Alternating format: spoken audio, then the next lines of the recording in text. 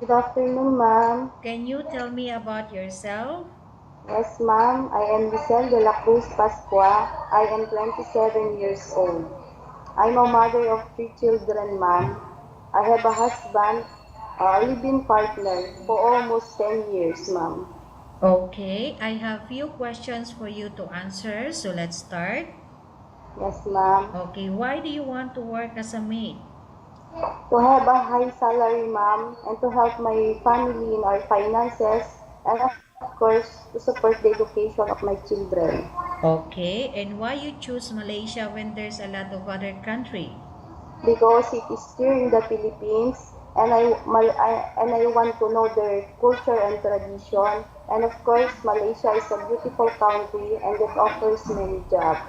Okay, how are you qualified for this job?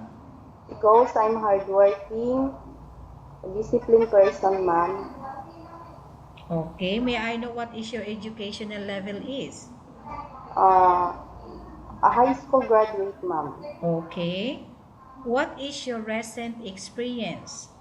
Uh, when after I graduated in high school, I worked as a maid. I know I work as a sales lady, ma'am, in Aryan's boutique for 6 months.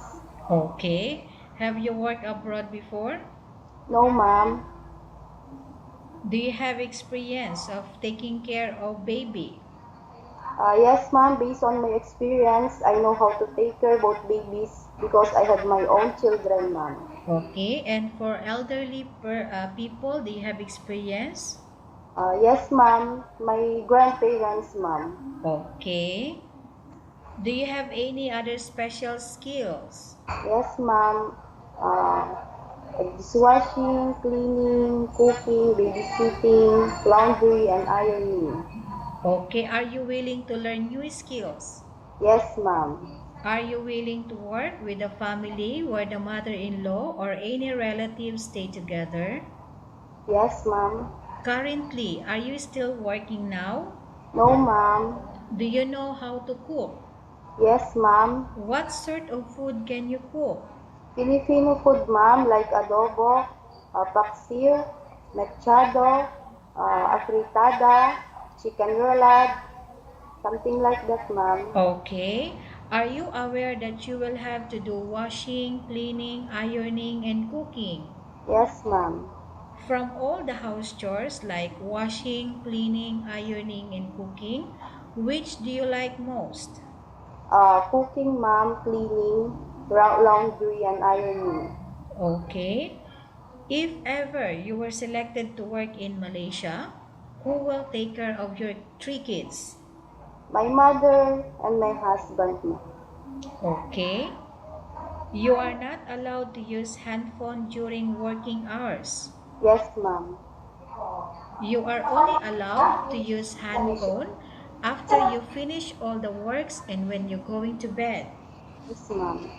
You are strictly needed to surrender the handphone to your employer in the morning, and your employer will return back to you once you're going to bed. Yes, ma'am. If ever your employer finds out that you're abusing or using of handphone and it's affected your work performance, your employer will confiscate your handphone and you are not allowed to hold it anymore. Yes, Instead, your employer will allow you to call your family 3 times in a month.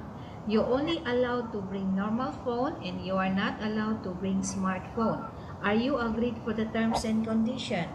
yes, ma'am. Are you agreed to the rules and regulation for the handphone? Yes, ma'am. How many years is the contract as you agreed and understands? Ma'am, 2 years. Okay, can you describe for me your ethics, your attitude?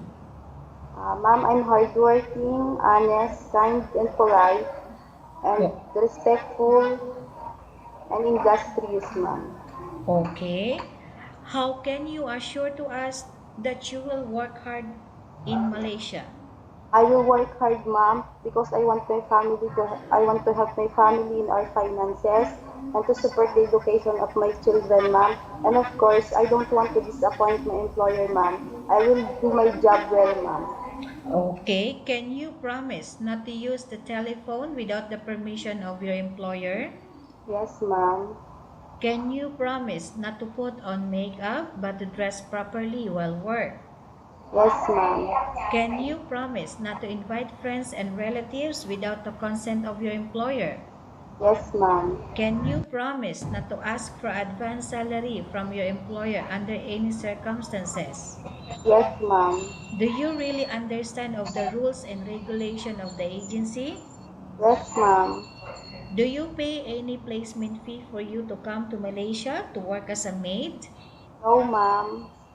Do you have any history of sickness, example breast cancer or any other illness? No, ma'am.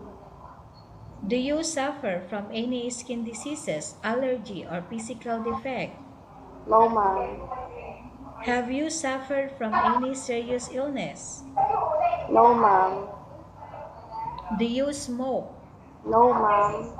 Have you undergone any operation? No, ma'am.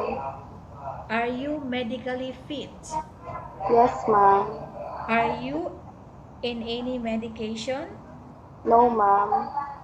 Are you allergic with any food? No, ma'am. Are you prepared to work for the employer of any race? Yes, ma'am.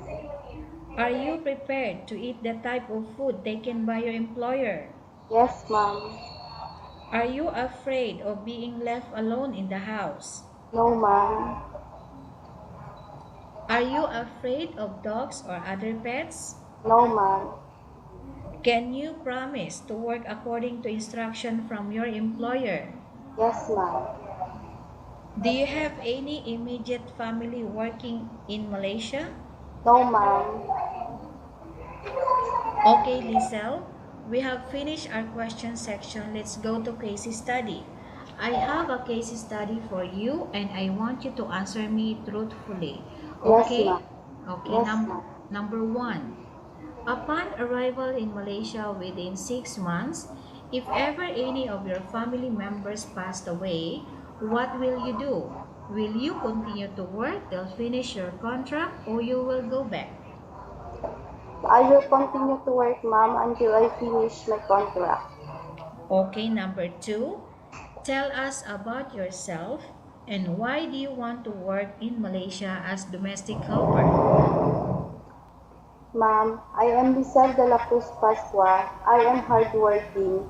I want to work in abroad because I want to help my family in our finances and will support the education of my children.